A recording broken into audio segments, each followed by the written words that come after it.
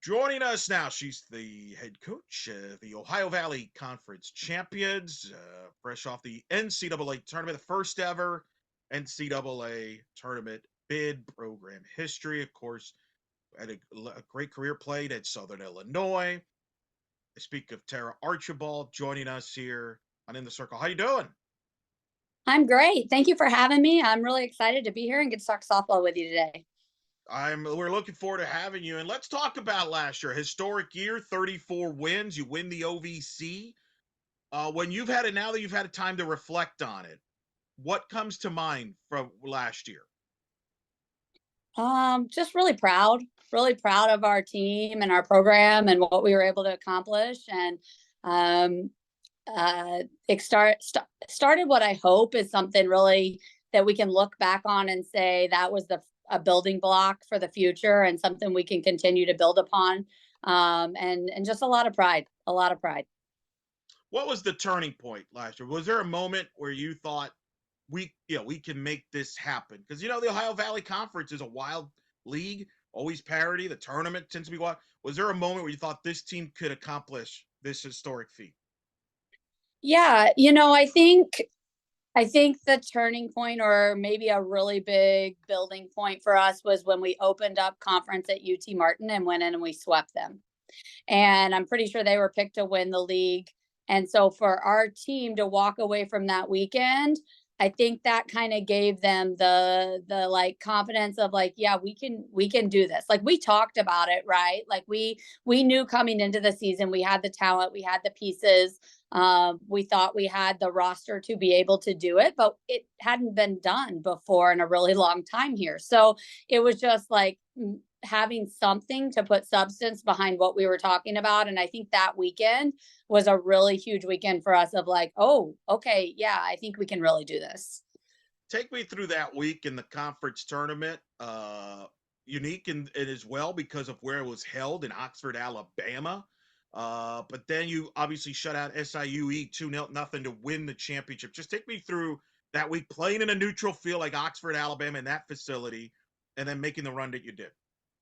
Yeah, so if you haven't been to Oxford, like it's gorgeous. Like the facilities there are incredible. The staff there at Oxford just does an incredible job creating a championship environment.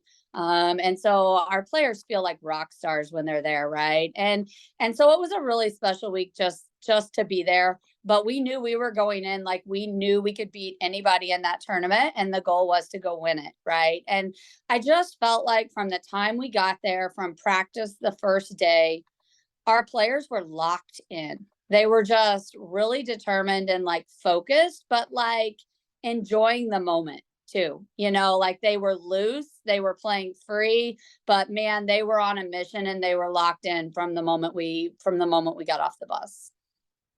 You win the championship. What was that like when you got that last out? What was that moment like? Incredible. Incredible. Kendall Grover dove into foul territory right next to me calling pitches, and just to see her catch that ball and know that it had happened, and watch the girls just pure joy for what they had done for themselves and for this program and for the future of our program. It was a pretty surreal feeling. So you win. Now you get back. I'm assuming you got us to a watch party for the selection show. What is that like for you? You've gone through these before, but this is unique. You're the head coach. Do you have a place in mind where you think you're going? Like what's the mindset like when you're watching the selection show? Yeah, just like excitement, but like the unknown all day long, right? Of like, where are we going to get sent? The girls, of course, are getting all excited of like trying to make their predictions. I heard everything from like, of course, my shortstop, Brie Gonzalez, is from California. So she's hoping we're going to Cali. And, a lot of people are blowing me up. Oh, you're going to go play your dad, which I didn't think that was going to be the case, right? But everybody wanted to talk about it. I I kind of felt like Northwestern was a pretty good possibility. I kind of had that in the back of my head, like from the time we got on the bus after, coach mode, you win the championship, you get on the bus and you got an 8-hour ride back. And the whole time I'm thinking like, okay, how can we start scouting? What do we need to do next? Right. And I kind of had in the back of my head, Northwestern would make a lot of sense. So I kind of felt like that might be the way we were going to go. But yeah, you don't know until it pops up on the screen. And then for me too, it was wanting to make sure that this was the first time this had happened in our program. I wanted to make this special for our players and our families and the community and people who surrounded our program. Like, I wanted to make sure we did it the right way, celebrated it right, and the girls really enjoyed every moment of it. So okay, now we got to plan this party, and how do we make sure we're making this a special event for them. So yeah, there's a lot that starts to roll in your mind on that 8-hour bus ride back. I'll take partial blame for the all the chatter about you maybe facing your dad, Gerry, because I think I may have in my bracketology at some point projected you to go there, which is an Yeah, interesting storyline because that night the big question was whether Louisiana would host or not. yeah, And I remember speaking to him that week, and everybody, the Cajun fans were upset they didn't get to host and stuff. And I remember the thing he first brought up to me was how proud he was, first of all, that you got in and that you mhm. were in a tournament, which it speaks volumes. From your Yeah, perspective, are you thinking about his situation while you're watching the selection show? Take me through that because that's unique for you. of course. Yeah, yeah. Like, we go through this thing together, Dad and I do, which is really cool and a huge part of why I love this so much, because it's a sport that I share with my family and especially with Dad and I both kind of in the same boat. Like, we talk multiple times a day, every day, and kind of help each other through what we're doing, right? And so yeah, for sure it was like, where's he going to go? Matter of fact, I think his team was announced before ours was, Yes. and my team was just as upset for his team as his team probably was, right? Like, my team's reaction to his draw was just so, our program follows their program pretty closely. And we're just as big a fans of them as they are of us. Yeah, because they got sent to LSU. Yeah, that's correct. I think they Yeah. were like a 10 seed LSU might have been. Yeah, that's a couple spots. But then Northwestern, the shocking part there was a lot of people, myself included, thought they might be a top 8 seed. So Right. they were kind of a 12. Everybody's like, wow, that's really low for the Big Ten champions. And there you are. Your name team pops up Right. there. Right. Right. Exactly. What was the experience like in Evanston? And what do you hope that the returners on your team took from that experience? It was incredible, and I can't tell you, like, how first class they treated everything at that regional. From the time we rolled into the hotel and, they had Northwestern had left us some stuff and made us feel really welcome, and the field was incredibly well taken care of. The atmosphere around the field, it was packed, like standing room only. Matter of fact, I can remember calling pitches in the dugout, and there's like a bit of a brawl happening, like, over me, because there's no seats. And people are like, well, where do we go? We want to watch the game. There's nowhere to stand. And I'm like, how cool is that? Right? Like, how cool is it that we're playing right now and people are worried about not having a seat? How that was it's just an amazing environment for our ladies. And just so well ran. And I was so thankful that they were able to get that experience. And yeah, I think it's huge for the future, right? Like, they know what that looks like now. Like, it's one thing for coach to go to practice every day saying, like, listen, you guys deserve to experience a regional. You deserve to be in that moment. You deserve to be in that environment. Now they know what I'm talking about, right? Like, now they know what that feels like. Now they know what that looks like. And not only that, like, Eric, they believe they could have won those games, right? And so they're practicing with a whole different level of intention and focus and drive this fall from their summer workouts to the time they got back. Like, it's different. So I think it's a huge building block for our program moving forward. But yeah, the environment at Northwestern was really, really incredible and a first class experience. Yeah, I mean, it was a pitcher's duel there against Northwestern, a group that had been to the World Series the year before. You're facing an All-American in Danielle Williams, and it was a 2-0 game. Could have gone either way, in what turned out to be a pretty wild regional. And then obviously Miami of Ohio in a close game there as well. Uh, it was a stacked regional in retrospect. I mean, that was a stacked regional. I mean, Miami, Ohio was the MAC champions. Kentucky is Kentucky. and then Northwestern, obviously, very good themselves. I mean, what was it like for you as a head coach to be in that role? You've been to the postseason in different roles, but now you were the head coach.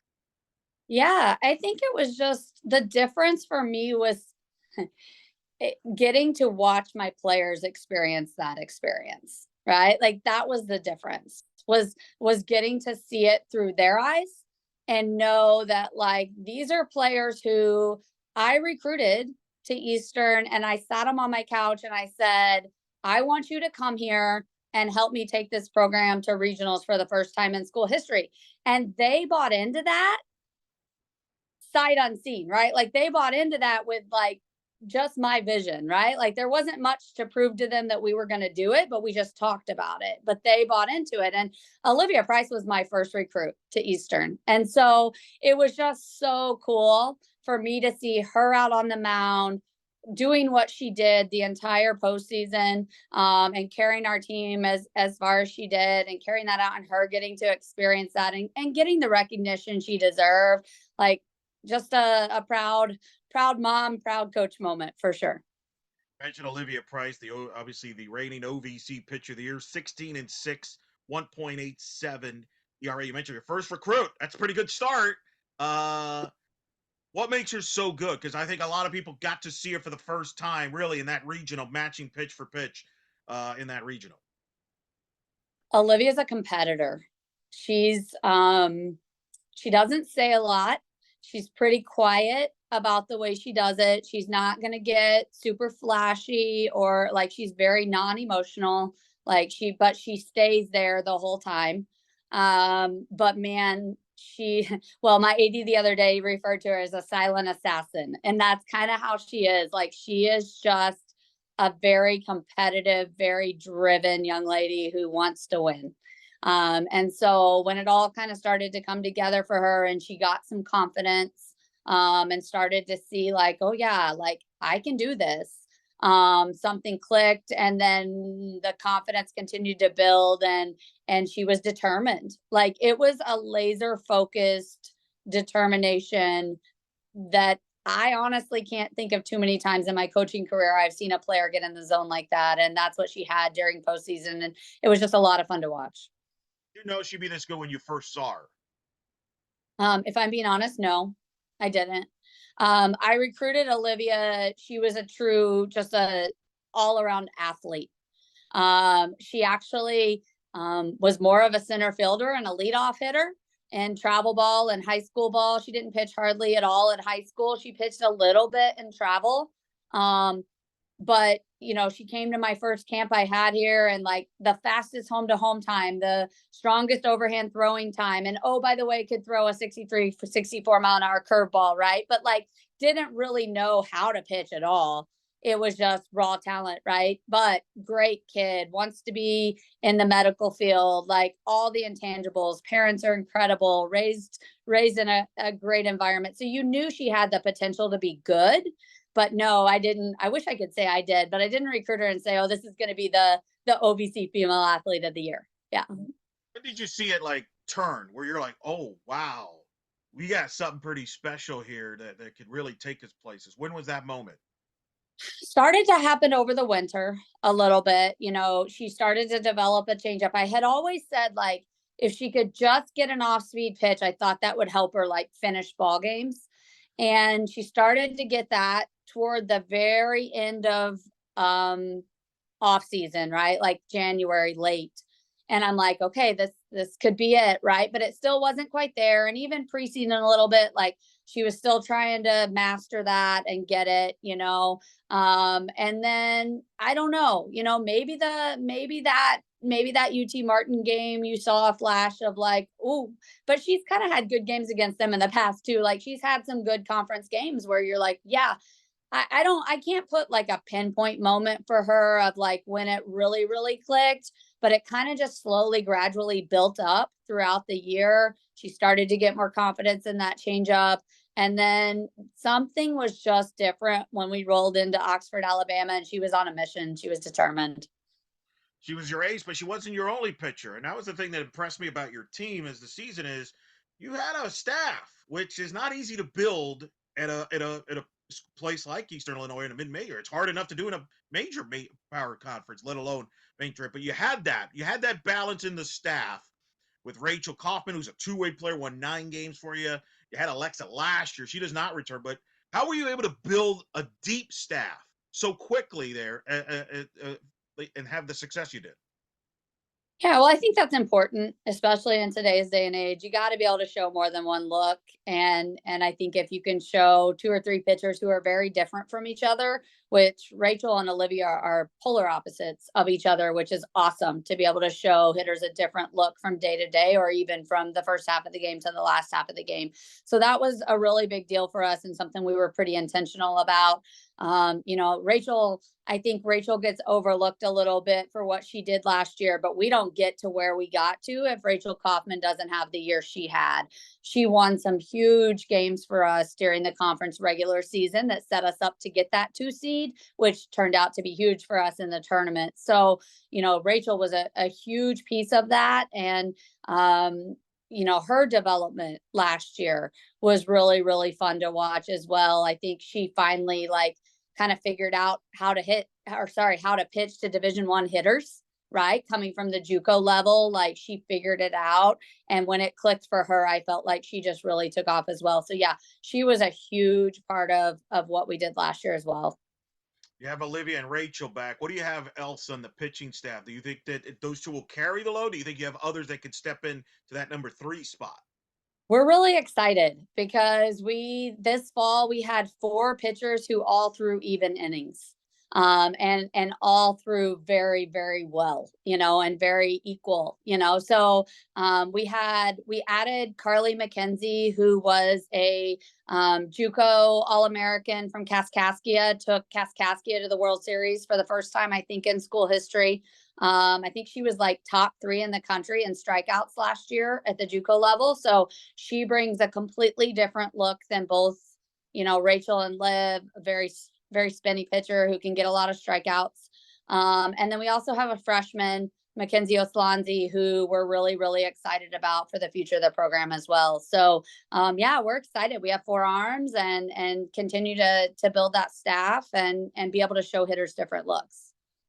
You mentioned Rachel. She's part of your offense as well. Hit 7 homers, 26 RBIs last year. Obviously, you had Lindy Mikowski returns, 14 homers, 47 RBIs. Just speak of your offense, led by Lindy and that company, and kind of the philosophy on the offensive end. Yeah. Our offense was really good last year. Really good. And like you said, we've got the meat of it back. Kendall Grover too. Kendall Grover, man, OVC freshman of the year, and she was so solid for us all year long. You know, Consistency, power, speed. She's got it all. Some of the best hand-eye coordination I've ever seen. And then Lindy, yeah, raw power, power. That kid has, I say, I was in the SEC and she has that kind of power, so very, very lethal in the middle of the lineup. And Rachel is just solid. You can count on her to get the RBIs. She's a kid you want up in the clutch situations, a true competitor, and finds a way to win. And so yeah, we're excited. We're excited to have those key parts of our lineup back, and have also added some good pieces. I think this might be the fastest team I've coached, so I'm really excited about that. We've got a lot of speed this year, so it's a little bit of a different offense from that sense, but I like it. I'm excited about it. For those that don't know, you are a pitching coach at heart. You have run the pitching. We'll talk about your journey there. And the reason I want to mention that, because I think a lot of people, when they bring you up, they have this false thinking, hey, well, she comes from, she's Gerry's daughter. Oh, well, she must be an offensive coach. Not that you don't know the offense, but you run the pitching. So I'm fascinated. When you look at your offense, how much of it do you want it to look like what Gerry does? Because obviously Gerry's regarded as one of the best hitting minds in the sport. I don't think it's the worst kept secret there. But at the same time, you have somebody running your offense. So take me through your coaching staff and that philosophy on the offensive end as you decided when you became the head coach. Yeah, I think that's a great question. And one thing that I love about, there's many, but one thing I loved about working for Lou Harris Champer was that it was all hands on deck all the time. Right. So if we were in the bullpen pitching, we were all working with the pitchers. And if we were out hitting, we all worked with the hitters. Right. And so because of that, as a young coach, I was able to develop on all sides of the game, right, to where I feel comfortable now that I could walk into the cages and work with hitters. Right. And so yeah, I think a lot of it is probably the same because we kind of both came from that same cloth of, he'll be the first to tell you he's a great hitting coach, but Lou Harris taught him everything he knows, right? And so I kind of came from that same background, or I did come from that same background, and so I think we're very, very similar, probably in a lot of ways. So I don't know, how do we run? It's probably very similar. And then I think it's also based on your personnel.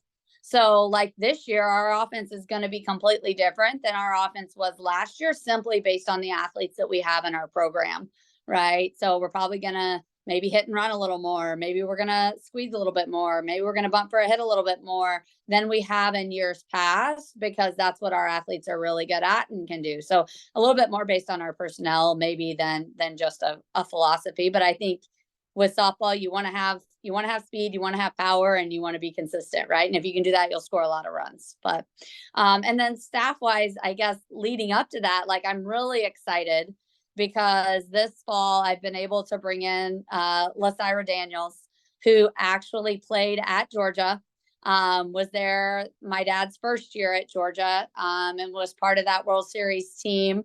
And so she too comes from that same mentality and same background and understands what that training looked like day in and day out, and can come alongside me and help me continue to build on our offense. And we're speaking the same language and using the same vocabulary. It's been fantastic. It's been fantastic. So yeah, that's been really exciting this fall to have her here, and she's done an incredible job. And the players adore her and have really loved having her here. And the other thing I love about Coach Sy is that she's done what our players are trying to do, which is taking a program to postseason heights they've never been to before, winning a regional, winning a super, going to the World Series, right? Like she's done that. She's been there, and she knows what kind of work ethic and intention that it takes every day in practice to be able to get there. So yeah, we're really excited to have her here. And then as far as my staff, I also have Toby Ring, who was a men's fast pitch player here in Central Illinois, and coached some high school ball for a while. And he's been with us the last 2 years, and just incredible to have the energy he brings, the competitiveness he brings, and definitely sees the game through a little bit of a different lens and is able to bring a different perspective as well. But we're really lucky to have him as well. Sounds to me that you have versatility in your style when it comes to coaching. You're able to adapt to whatever the situation. Is that an accurate way of describing your style of coaching? I think so. Yeah. I think I have to be a little bit, right. And I think that helps, especially at the mid-major level, right? I don't have the 8 to 10 person staff that some of these schools do. So you kind of do have to be able to jump in with the defense or jump in with the hitters or whatever that might be, and be able to coach all sides of the game. So I do think it's definitely helped me throughout my career. Let's talk a little bit about what was it about Eastern Illinois that you felt that was the right spot for you for your head coaching job, considering you mentioned not really known for the softball, never made the NCAA tournament at the time. Really, I mean, maybe people when they bring up the school, maybe the first thing they bring up is maybe a Tony Romo, who's the alum. So what was it that drew you there? Well, this is kind of in the footprint of where I grew up in the area that I've, always been around, right? So I knew softball in this area really, really well. I grew up about 2 hours south of here. My family's all from this area, and had coached high school ball in this area, had coached travel ball in this area. And so I felt like I could recruit really well here. I felt like this was a place that I knew I could recruit and draw players to, and know where to go find players that could help this program win. So I think the recruiting piece was huge for me. And then I was pretty familiar with the Ohio Valley, whether that be from, playing against the Ohio Valley during my playing days, or while I was at Illinois State as well, we would play against some Ohio Valley teams. So I kind of like felt like I understood the conference well and understood what it took to win in this conference. And felt like I could build a program that could have the potential to be at the top of the conference every year and compete for championships. And as a coach, that's what you want the opportunity to do. Took over in the fall of 2019. Your first year was that shortened 2020 season that obviously got ended abruptly with the pandemic. What was that like? You're trying to install your program, and all of a sudden, that first year, everything gets shut down, which means, and then what follows is no in-person, recruiting, no, I mean, everything's shut down. How how did that? How did you have to adapt to that, and not let it be a negative long term for your program? Yeah, it was a challenge. It was a challenge, like I got those first, like 5 weeks in the fall of 2019 that I could go out recruiting. And then, recruiting is normal, shut down in the winter. And then you get to spring season. And here, Illinois high school ball hadn't even started yet. And everything shuts down. So literally, I got 5 weeks on the road recruiting, and then I felt like I couldn't go out and recruit again. It was almost like a year and a half. So trying to build a program, trying to, like I said, bring in those recruits that I knew could help us compete for championships, but I couldn't go out and watch them play. And that was really challenging. But yet at the same time, it's like, okay, well, we can't, we can't make this an excuse. We got to find a way to get it done. Right. And so, you get creative and you start, thank goodness I had a lot of resources and travel ball coaches across the country who could help me. And I would say actually it probably did kind of work out in our favor. I mean, during that time, I got our shortstop, Bree Gonzalez from Huntington Beach, California, comes to Illinois sight unseen, to Eastern Illinois. And, our center fielder, Jalen Pritchard, was the same thing from Houston, Texas. And that was through a former player of mine that had coached travel in that area and connected me to her. So had to get a little creative and use some resources to be able to keep recruiting. But yeah, it was a challenge and definitely not how you would draw it up when you're going into your first head coaching job. That's for sure. Because of all that, do you feel in a way you're ahead of schedule where you thought you'd be with the program right now, considering you've made the NCAA in such a short period of time? Or do you feel you're on schedule? I know coaches hate that when I ask them the question Yeah. because they don't like to put a timeline on it. But considering all that, pretty remarkable what you've done in this time period.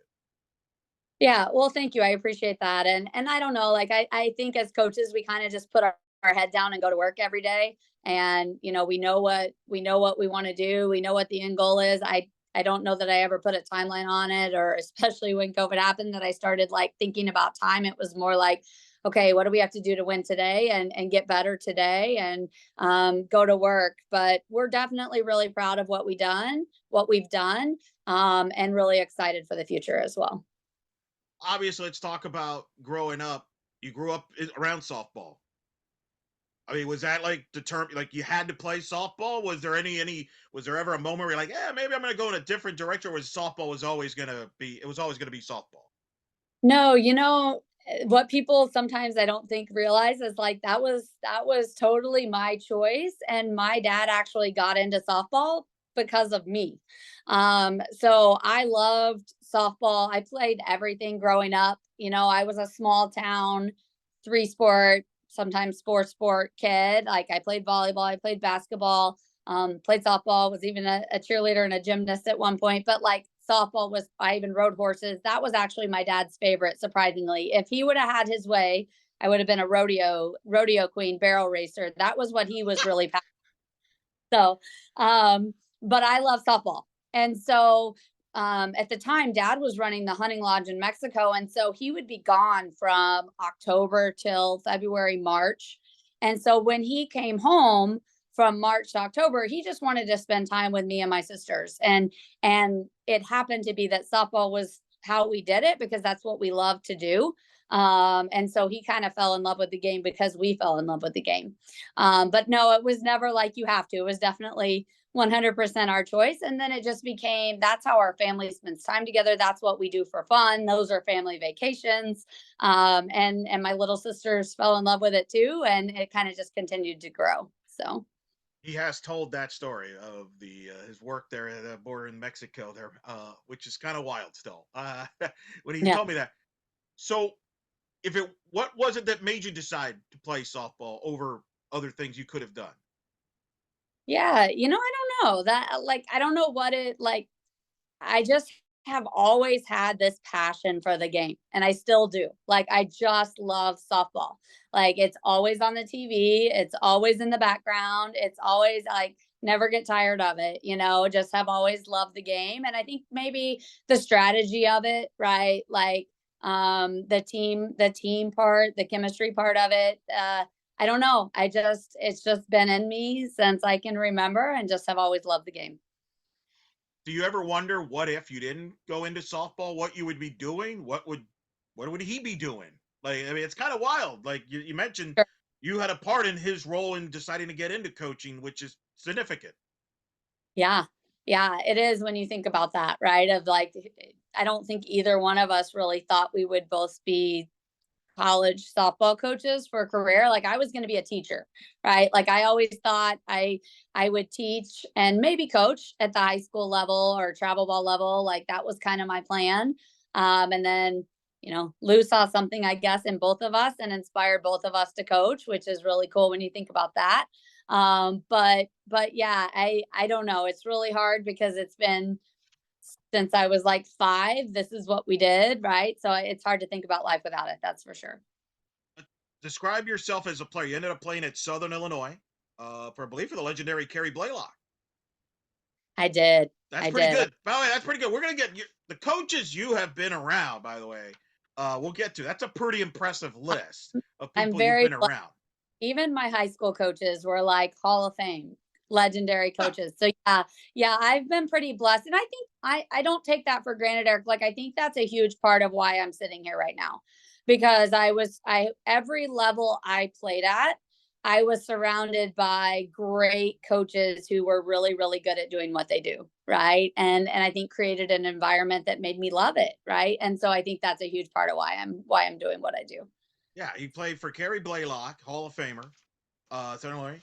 You worked obviously Lou Harris Champer at Georgia, which we'll get to that experience. You also then the pitching coach for Melinda Fisher. I mean, that's that's an impressive list of people to have. Like I think, and I don't Yeah, think that gets talked enough about when you get brought up. That of there's other coaches that have influenced you to, like you mentioned, to be where you're at now. for sure. Like Carrie Blaylock and Melinda Fisher, you don't find two better coach. Like they're both Hall of Famers, and for me to get to grow up under them and to coach under Melinda, like you just I had a legend right there in front of me every day that I could watch and learn and grow from and still do. Both of them are on speed dial for me and I still talk to them both frequently and just feel really blessed to have them in my corner for sure. Describe what kind of player you were in your time at Southern Illinois. Yeah, so I was actually an outfielder, which is right surprising because I'm a pitching coach, but I pitched some in high school. But I was an outfielder in college and, probably a bit undersized and just had to work really hard, right? Like I was just a blue collar working kid that loved the game of softball.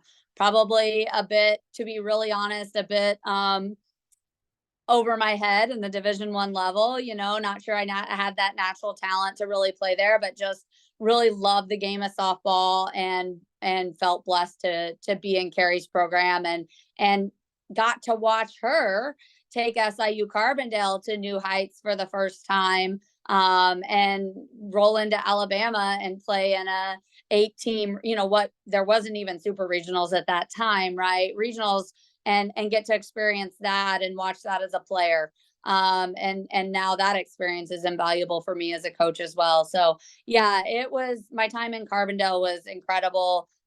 Getting to play under Carrie was incredible, and be a part of those really special teams at SIU. That's pretty good. Like, what describe you as a player versus you as a coach? If I put you both in the same room, how would that go? How would that go? You'll both get along, be on the same page? Would there be some clashes? How would that go? Yeah, that's a great question. That's a great question. I don't know. I'm still as competitive as ever, right? Like I'm pretty fiery, pretty competitive. Maybe a little more patience now than I had then probably. Probably see the big picture a lot better now than I did then. But yeah, still the same fiery competitor, that's for sure. You played at Southern Illinois. You mentioned the success you've had there. Talk to me from that point, moving forward, and eventually getting into coaching, where you become at Georgia there, and from 2011 to 14. What made you decide finally? I'm gonna try the coaching thing. Yeah, so I always coached even while I was in college. So dad at that time when I was in college had started Southern Force softball, the travel organization, for my younger sister who was playing.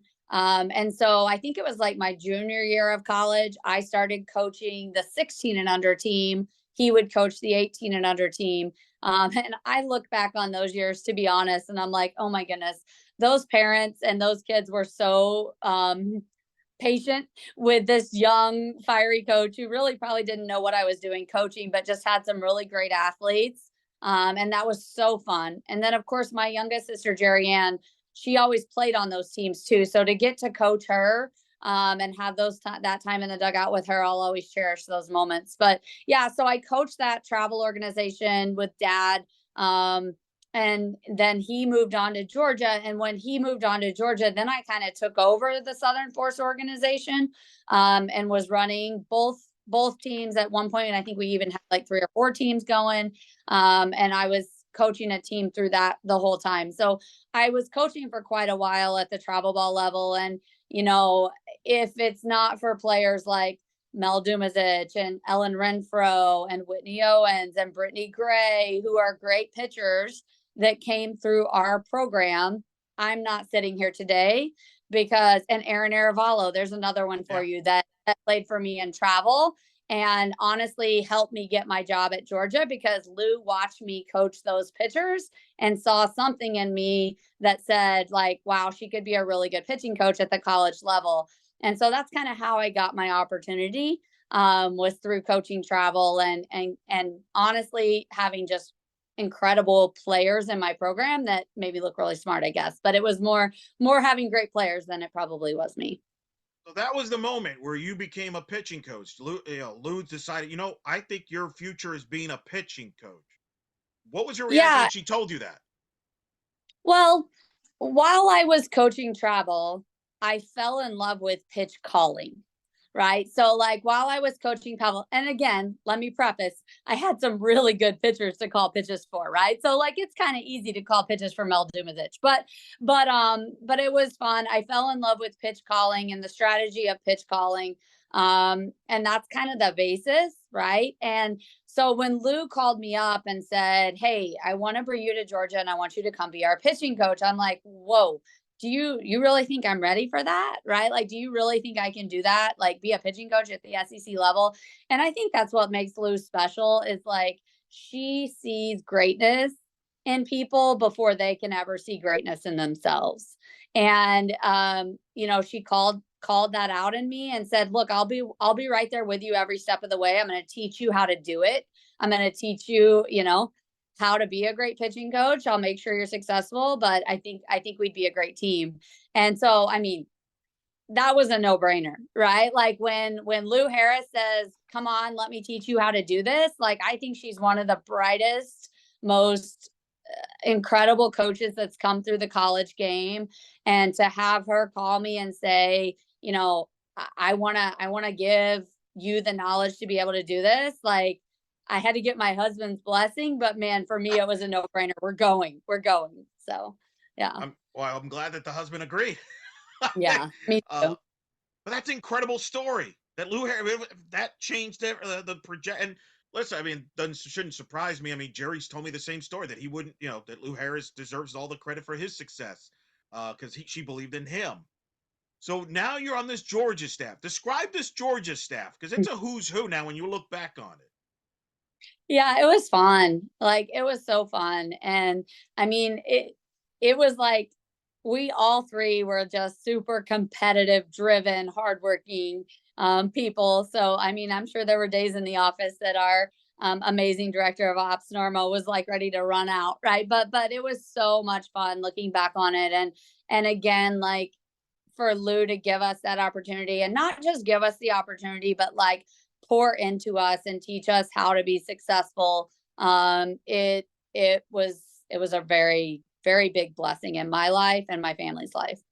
Like you're part of one of the best, most successful pipelines with obviously Gerry, but you also have a Tony Baldwin that came from that. I mean, it's a heck of a legacy that Lou Harris has built there by having coaches develop and be successful moving forward. No doubt. What she's done for the game of softball, I think, is sometimes overlooked a little bit. Like, I don't think she gets the credit she deserves sometimes. And what she did for our sport and for all the people who came through her program was pretty incredible.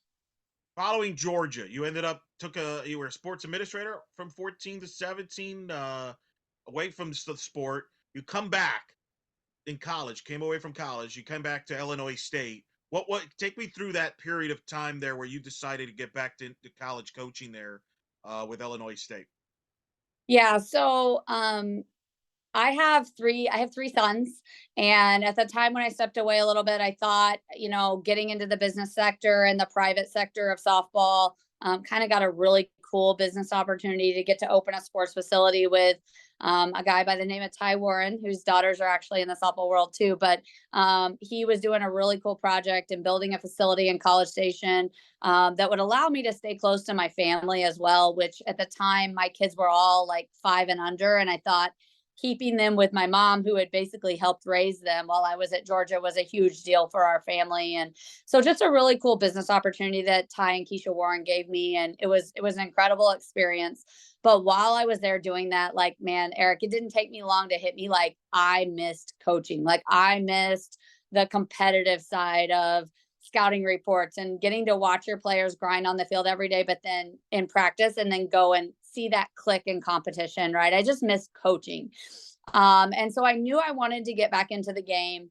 And I felt like, for my family's perspective, okay, if I'm going to get back into the game, like, I need to like project to go to be a head coach at some point. Like, I think that would be the ultimate goal. And so it was like, how do I do that, right? Or maybe I'm going to coach with dad at some point in time, right? Like, that was always kind of in the back of my mind as well. And out of nowhere, Melinda Fisher called me, and Melinda and I kind of went way back. I knew Melinda from, obviously, I played it at SIU against her at Illinois State, so I had watched her from there and had always had just the utmost respect for her and how she ran her program. But then I also had some of my travel ball players, went to Illinois State and had great careers there, and just always had amazing things to say about her and her program. So Melinda Fisher calls, and kind of out of nowhere, like, hey, my pitching coach just left. I've heard you might want to get back into the game. Would you be interested in coming back to Illinois and being my pitching coach? And I'm like, wow, like, it was I don't know, I kind of feel like it was a God moment of like, this is where you're supposed to be, right? And so I flew in and kind of spent a couple days with her and Tina.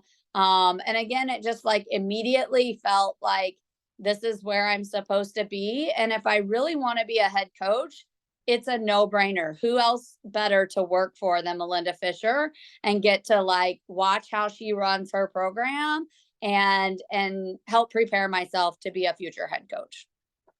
I So mean, that's incredible. that's, yeah, that's incredible. You got to coach Morgan Day, I did. which some would say put you on the map as far as, hey, here's a name to watch who's doing good things as a coach. Describe those that time there at Illinois State. Yeah, it was fun. It was a lot of fun. Morgan was a freshman when I got to Illinois State.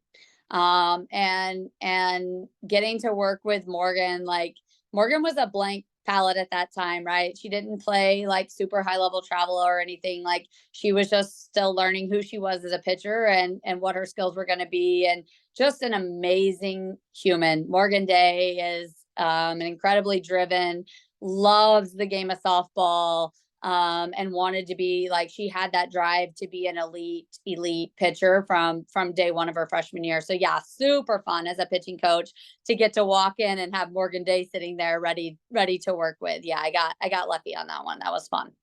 You've worked with Melinda Fisher, played for Carrie Blaylock. Those are arguably the top two, or at least they're on the Mount Rushmore of the Valley there.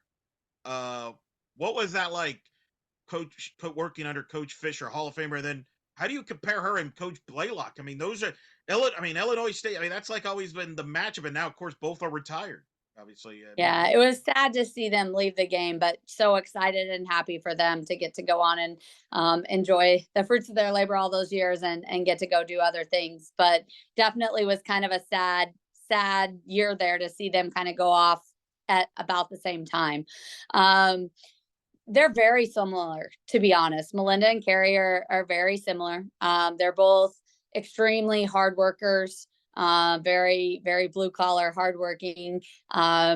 Very Both of them, I think, are very good with relationships. They treat people the right way. They value relationships. They always put the player first and the people first, and make their players feel very special and well taken care of.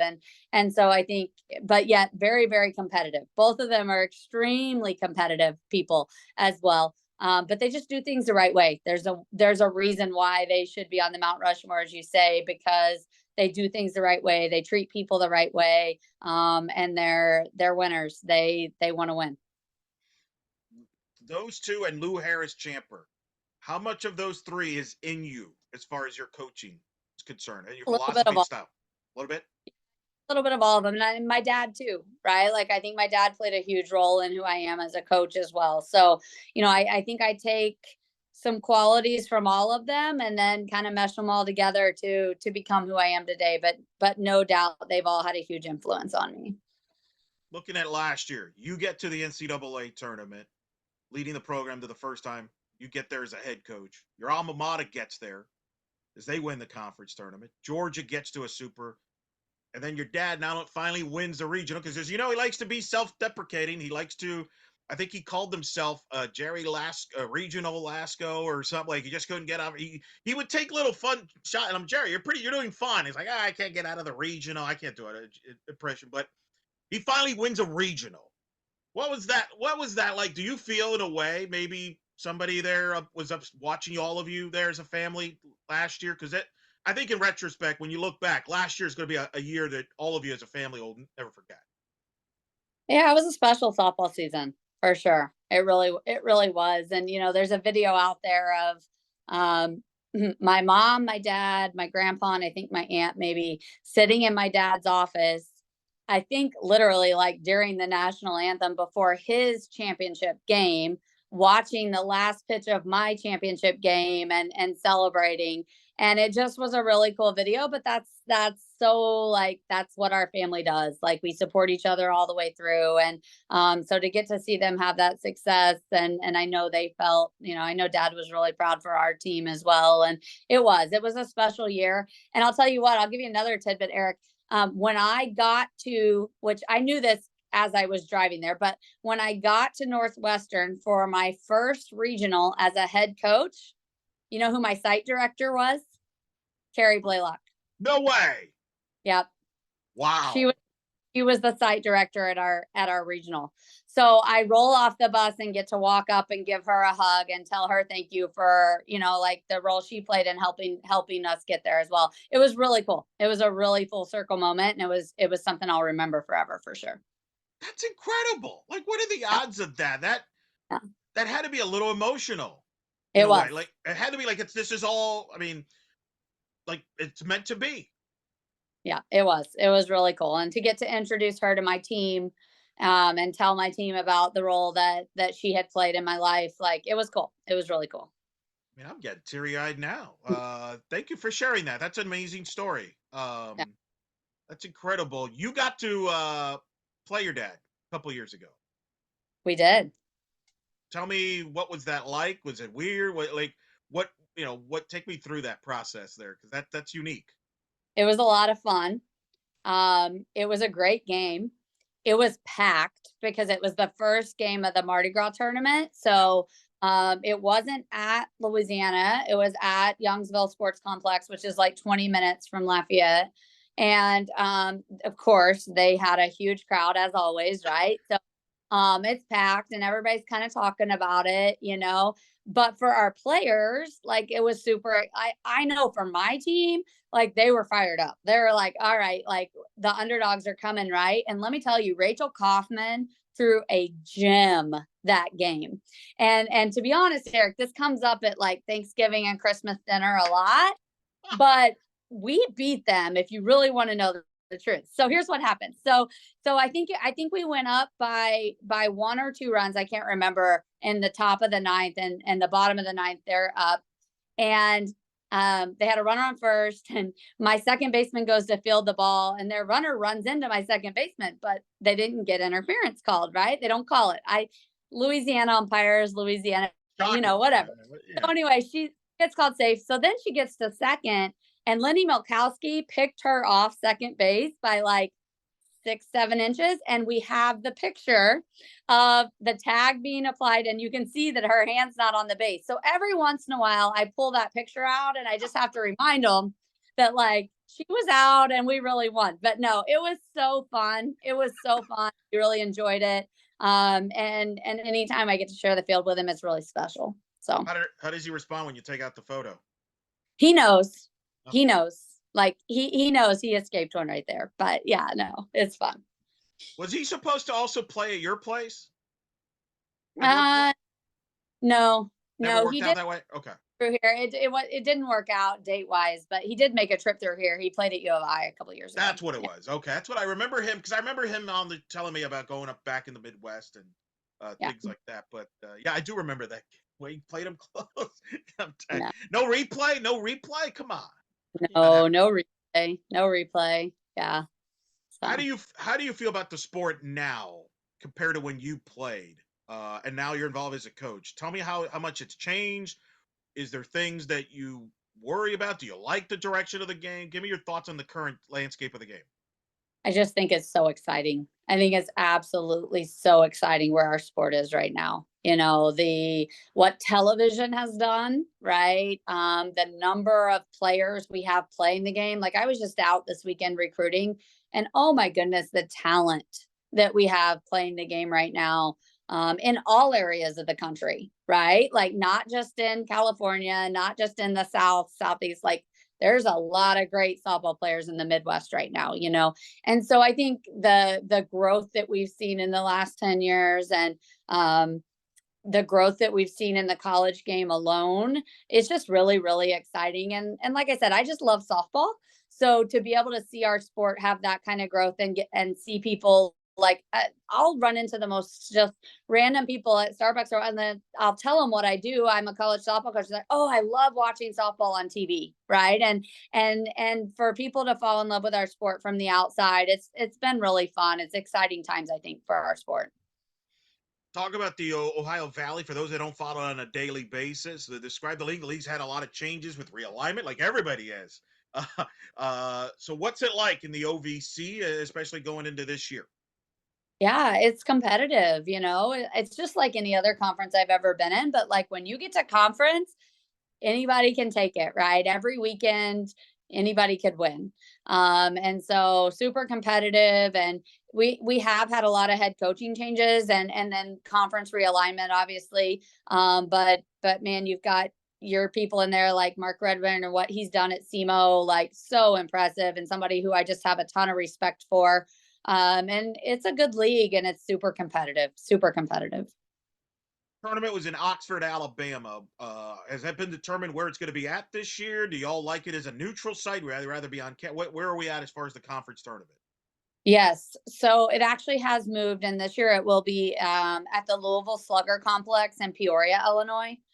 So we are keeping it at the neutral site, which I love. Like I've been a part of both, right? Like I've been a part of conference tournaments that rotate from each school, but there's just something about going into a neutral site and being able to set up in a neutral site where everybody's fan base can show up equally, and create a championship experience, that's different. And I think it's really important for the players in our conference, especially, who probably one team each year is going to get to go on to regionals. So for those other 9 teams to get a championship experience at the conference tournament, and to be treated like it's a postseason experience, I think that's really important to our athletes. So yeah, I really like that we keep it at that neutral side, and are able to create that environment for our players. Do you all pick a site where it's like from a distance standpoint, good for everybody?